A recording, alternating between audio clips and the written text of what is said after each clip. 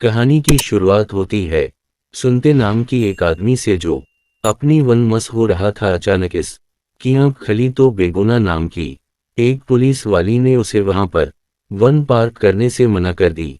इसके बाद सुनते काम के लिए भी देर से पहुंचा तो उसके बालस रोमुलो ने उसे बची हुई तनख्वाह देकर काम से निकाल दिया और जाने से पहले सुनते को जहाज के बाथरूम भी साफ करने पड़े। मैं जब सुनते अपनी गाड़ी से जा रहा था तो इसका पेट्रोल भी खत्म हो गया, जिसके बाद वो जैसे जैसे गैस स्टेशन पहुंचा जहां वो अपने दोस्त पेट्रोल से मिला। सुनते ने उसे बताया कि इसका अपनी पत्नी बेटी से तलाक होने वाला है। बाद में जब वो वकील से मिलने पहुंचा तो वकील ने उसे और बेटी को बताया कि तलाक के बाद उन दोनों की जायदाद आधी हो जाएगी। बेटी ने कहा कि वो जल्द से जल्द तलाक चाहती है, पर वकील ने कहा कि इसमें थोड़े महीनों का समय तो लगेगा। वहां से बाहर निकलकर सुनते को एक लॉटरी टिकट बेचने वाली औरत ने आवाज दी और सुनते ने भी मजे मजे में एक लॉटरी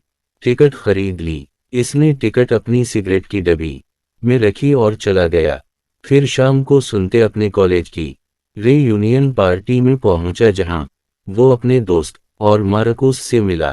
तब ही सुनते ने मिटी को मारियो नाम के एक आदमी के साथ हंसते देखा। बाद में मिटी ने उसे बताया कि जिस सुपर मार्केट में वो काम करती है मारी वो वहां का मालिक है। परसंटी को इससे काफी जलन हुई और वो अपने दोस्तों के पास चला गया। खैर बाद में सुनते ने घर आकर सकरीट्स का डब्बा फेंक दिया क्योंकि वो लॉटरी के बारे में बिल्कुल भूल गया था। अगली सुबह सुनते रेडियो सुनते हुए न रहा था कि इसने लॉटरी की खबर सुनी। अचानक उसे टिकट के बारे में याद आया और वो दौड़कर कचरे में सिगरेट का डब्बा ढूंढने लगा।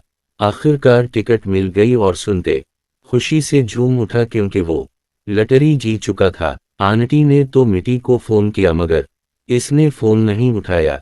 अब सुनते मुतरे से मिलने गया पर वहां उसने अपनी पत्नी को मारियो के साथ गलू करते हुए देखा, मगर असल में मिटी ने मारियो को चूमने से इनकार कर दिया था। इसके बाद सुनते बैंक से अपनी जीत के 25 मिलियन यूरो निकलवाने गया पर जल्द ही घबरा कर बाहर आ गया। तब ही बैंक मैनेजर डेमिन उसके पीछे आया। परसंटी अपनी गाड़ी में निकल गया। अचानक सुनते ने मुड़कर देखा कि डीमून तो गाड़ी में ही था।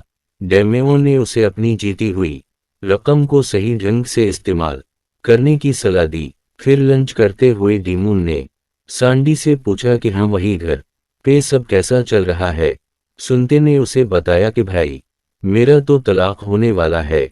इस पर डेमियन ने कहा कि तलाक के बाद इसे जीत की आधी रकम मिटी को देनी होगी, उसी लिए उसने सुनते को मिटी से ये बात छुपाने को कहा। सुनते अपनी पत्नी से ये बात बिल्कुल नहीं छुपाना चाहता था और मगर बाद में जब उसने मिटी को फिर से मारियो के साथ देखा तो उसे बहुत गुस्सा आ गया। अभी डीमून वहां आया और आखिरकार सबसे ये बात छुपाने के लिए राजी हो गया। कुछ दिन बाद सुनते मारियो से मिलने गया क्योंकि मारियो ने उसे नौकरी का ऑफर दिया था। उनकी थोड़ी बहस हुई पर अंत में सुनते को सामान भरने की नौकरी मिल गई। इसके बाद सुनते ने लॉटरी के पैसों से बढ़िया कपड़े और चीजें खरीदी। फिर इसने घर आकर सारी चीजें छुपा दी और खुशी से नाचने लगा।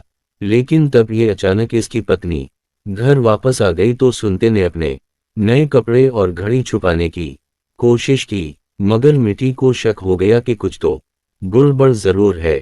खैर शाम को सुनते जब एक 5 स्टार होटल में खाना खाने गया तो उसे वहां क्रिस्टीना नाम की एक लड़की दिखाई दी और फिर वो दोनों ही एक दूसरे को देखकर मुस्कुराए। अगली सुबह जब सुनते की आंख खुली तो वो काम के लिए लाते हो गया था। अब वो जैसे ऐसे सुपरमार्केट पहुंचा और उसने अपनी साथी तानिया से माफी मांगी। बाद में मिटी ने इससे पूछा कि वो कल रात कहाँ था। तब बीमारियों ने वहां आकर सुनते को डांटा पर मत ने बात संभाल ली। अगले दिन सुनते उर्दस नाम के एक सरफरा से मिला क्योंकि अब वो भी सर्फिंग सीखना चाहता था। अगले कुछ दिन तक सुनते ने समंदर में प्रैक्टिस की और सीखा। एक दिन रात को सुनते को पेडरो और मार्कुस का फोन आया तो सुनते ने इन्हें सर्फिंग सीखने के बारे में बताया, पर इन्हें लगा कि सुनते तो डिप्रेशन में आकर ऐसी बैग की बातें कर रहा है, क्योंकि सर्फिंग सीखना अमीरों का शौक है। इन्होंने सुनते को मिलने बुलाया, पर संटी ने मना कर दी, जिससे इन्हें काफी हैरानी हुई। खैर अगले दिन सुनते डीमून के साथ रोमोलो की शप खरीदने पहुंचा। रोमोलो को तो यकीन ही नहीं हुआ कि जिस आदमी को मैंने कुछ दिन पहले काम से निकाला था वही मेरी शप खरीद रहा है। खैर बदला लेने के लिए सुनते ने वो शप खरीद ली और रोमोलो से ही बाथरूम साफ करवाए। बाद में डेमो और सुनते आगे और चीजें खरीदने की तैयारी कर रहे थे कि अचानक इन्हें सामने से पेडरो और मार्क्स आते दिखाई दिए। इन्हें सांते के नए कपड़े देख कर बड़ी हैरानी हुई और सुनते ने झूठ कह दिया कि ये कपड़े तो इस की नई नौकरी के लिए हैं। खैर फिर पेट्रोल और मार्कुस ने इसे कहा कि आजकल वो इन्हें नजर अंदाज करने लगा है और वो वहां से नाराज होकर चले भी गए। इधर सुनते और डेमो बढ़िया खाना खाकर सुनते के घर पहुंचे। जब सुनते अंदर गया तो उसने देखा कि मिट्टी के माता पता लोरा और मैगल डिनर के लिए आए हुए थे। सांते उनके साथ डिनर टेबल पर बैठ तो गया, लेकिन खाना खाने में बहुत मुश्किल हो रही थी। लेकिन जल्द ही ज्यादा खाने की वजह से इसका पेट खराब हो गया और वो बाथरूम में भागा। तब लोरा ने मिट्टी से उसकी शादी शुदा जिंदगी के बारे में पूछा तो मिट्टी ने झूठ कह दिया कि सब कुछ बड़ी है। जब सुनते वापस आया तो मैगल ने सेंटी की महंगी घड़ी देखी। सुनते ने झूठ कह दिया कि ये नकली है, ये बहुत सुस्ती है। तो मैगल कहने लगा कि बटा लग तो बढ़िया रही है, मेरे लिए भी ले आई हो एक। तब ही अचानक सुनते का फोन बजने लगा और उसने फोन उठाया ही नहीं। जब मिट्टी ने उसे फोन उठाने को कहा तो सुनते ने हड़बड़ाकर मिट्टी के माँ बाप को बता दिया कि वो दोनों तलाक ले रहे हैं। बाद में जब सुनते वहां से वापस जा रहा था तो उसने अपने दोस्तों पेडरो और मार्कुस को सस्ते बार में शराब पीते देखा। खैर जब वो होटल में बैठकर अपने महंगी गिटर्स के साथ खेल रहा था तो उसे काफी अकेलापन महसूस हुआ। इसके पास इतने थे लेकिन खुशियां बांटने वाला कोई नहीं था। तिब्बती ने डीमून को फोन किया और इसे खुफिया प्लान के बारे में बताया। अगले दिन पेडरो गैस स्टेशन पर था तो एक सुंदर महिला ने आकर इस की खूबसूरती की तारीफ की। बाद में पेडरो ने मार्क्स को बताया और क्यों उसे मॉडलिंग का ऑफर मिला है। तभी सुनते वहां आया और जाकर अकेला बैठ गया, पर फिर मार्क्स और पेडरून से बदला लिया। इन्होंने सुनते को पेडरो की मॉडलिंग के बारे में भी बताया, पर सुनते को इतनी हैरानी नहीं हुई। फिर बाद में मार्क्स अपने घर पहुंचा जहां वो अपने दो छोटे छोटे बच्चों को अकेला ही संभाल रहा था। तभी इसकी पत्नी लोरीना ने आकर इसे खबर दी कि इसके दूर के चचा उनके लिए ढेर सारी जमीन जायदाद छोड़ कर गए हैं। बाद में डेमो और सुनते मिलकर बात करते हैं, तब ये खुलासा होता है कि इस सब के पीछे सुनते का ही हाथ था। वो दोनों गोल्फ खेल रहे थे कि अचानक नजर मारियों पर पड़ी। तब डेमान ने सुनते को बताया कि मारी और बस बैंक से लोन लेने का नाटक कर रहा है। असल में तो वो सुपर मार्केट को बेचना ही चाहता है, पर इससे सभी लोगों की नौकरियां चली जाएंगी। उसी लिए अच्छा बनने का नाटक कर रहा है कि मैं तो बहुत कोशिश कर रहा हूं बचाने की। तो बीमारियों ने सुनते को देख लिया और वहां अगर इससे पूछा कि तो काम पे क्यों नहीं किया हुआ। इधर सुपर मार्केट में तानी ने मिट्टी से पूछा कि क्या सच में सुपर मार्केट बंद होने वाला है, पर उमरते ने कहा कि ये सब अफवाहें हैं। तब सुनते ने मिट्टी को बताने की कोशिश की कि मारियो सच में सुपर मार्केट को बेचने वाला है, लेकिन तब बीमारियों ने वहां आकर मिट्टी को बताया कि इसने सुनते को आज गोल्फ खेलते देखा। इससे मते सुनते पर गुस्सा हो गई कि वो घर में तो 2 रुपए भी नहीं देता और बार गोल्फ खेल रहा है, वहां नवाबों वाले शौक हैं। जैसे ही सुनते सुपर मार्केट से निकला तो मरकुस और पदरवायक चम्मचमाती सुपर कार में आप पहुंचे। इस्नत को साथ लिया और मजे से ड्राइव पर निकल गए। ये देखकर सुनते को अच्छा नहीं लगा, क्योंकि मार्कस अपने परिवार की जरूरत पूरी करने की बजाय उन चीजों पर पैसे उड़ा रहा था। लेकिन फिर मार्कस ने कहा कि तेरे बाप ने दिए हैं, किया मुझे पैसे, मेरी मर्जी, मेरे पैसे, जो मर्जी करूंगा। आखिरकार सुनते ने इन्हें बता दिया कि असल में ये गाड़ी उसी के पैसों से आई है। फिगर इन दोनों ने इस पे यकीन ही नहीं किया। तभी अचानक मार्कस से गाड़ी कंट्रोल नहीं हुई और वो सीधा पहाड़ी से नीचे जा गिरे।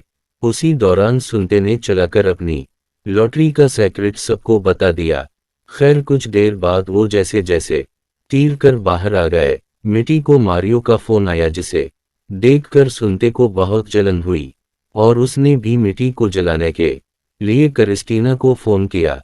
इस रात में मारियो के साथ कटे पर गई और सुनते क्रिस्टीना के साथ, मगर उन दोनों को ही बिल्कुल भी मजा नहीं आया। बाद में वो दोनों एक ही वक्त पर घर पहुंचे तो इन दोनों ने ही अपने नए साथियों के साथ खुश होने का नाटक किया। फिर अगले दिन मारियो ने मिटी को फोन कर के सुपर मार्केट बुलाया और फिर सब को बता दिया कि सुपर मार्केट बंद हो रहा है। इसने झूठ कह दिया कि इसने सुपर मार्केट को बचाने की बहुत कोशिश की। इस सब से मुक्ते बहुत दुखी हो गई, मगर फिर सुनते ने इसका मन बहलाने के लिए उसे डिनर पर चलने को कहा। जब मिटी घर पर वापस आई तो सुनते ने सारा घर चकाचौंध साफ कर दिया और साथ ही उसने मिटी का पसंदीदा खाना भी तैयार रखा था। फिर बातें करते हुए सुनते ने कहा कि उसे यकीन नहीं हो रहा कि वो दोनों तलाक ले रहे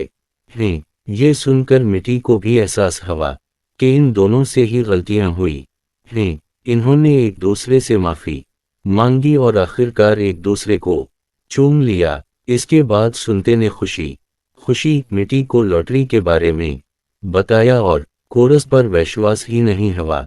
इसे लगा कि सुनते मजाक कर रहा है, उसीलिए वो गुस्से में बाहर चली आई। पर तभी सुनते ने उसे शीट में ले जाकर वो सभी महंगी चीजें दिखाई जो उसने खरीदी थी। तब मिटी ने इससे पूछा कि इसने ये बात अब तक छुपाई क्यों। परसंटी ने जैसे वैसे बात घुमा कर उसे मीना लिया। इसके बाद सुनते और मार्कस पेडरो का मॉडलिंग शो देखने गए, पर लोगों ने पेडरो को बिल्कुल भी पसंद नहीं किया। इससे पेडरो ने रास हो गया और फिर मार्कस और पेट्रोल सुनते पर इनकी जिंदगी खराब करने का इल्जाम लगाया। बेचारा सुनते सोचता रह गया कि मैंने जिंदगी बर्बाद की कैसे। अगले दिन सुनते ने डेमीन को फोन करके उसका हिसाब किताब चकता किया और फिर कभी ना मिलने का वादा किया। इधर मिटी की सहेली लोरीन ने उसे सुनते पर केस करने को कहा था कि इसकी लॉटरी के आधे पैसे मिटी को मिल जाए, मगर तभी मिटी ने देखा कि सुनते ने तो आधे पैसे खुद ही इसके बैंक अकाउंट में भेज दिए थे। तभी इसके पास तलाक के कागजात आ गए। को एहसास हुआ कि वो अभी सुनते से प्यार करती है। साथ ही उसे फोन आया कि सुपर मार्केट फिर से खुल रहा है। मुदे वहां पहुंची तो तानी ने इसे बताया कि किसी ने पूरा सुपर मार्केट खरीद लिया है, जिसका मतलब अब इनकी नौकरी नहीं जाएगी। मिटी मारियो को ये खुशखबरी देने गई, पर तभी इसके सामने एक खुलासा हुआ कि मारियो ही स्टोर बेच रहा था। खैर तभी डेमान ने वहां आकर कहा कि मारियो को नौकरी से निकाला जाता है और अब से सुपर मार्केट की डायरेक्टर मिटी होगी। मिटी बहुत ज्यादा खुश हो गई है और वो सुनते को ढूंढने लगी। सुनते उस वक्त एयरपोर्ट पर था और मिटी उसे ढूंढते हुए वहां तक पहुंच गए। काफी देर ढूंढने के बाद आखिरकार इसे सुनते मिला। मिटी ने उसे जोरदार थप्पड़ मारा कि कहाँ जा रहा था कुत्ते, मुझे छोड़ के, और दोनों ने एक दूसरे को चूम लिया।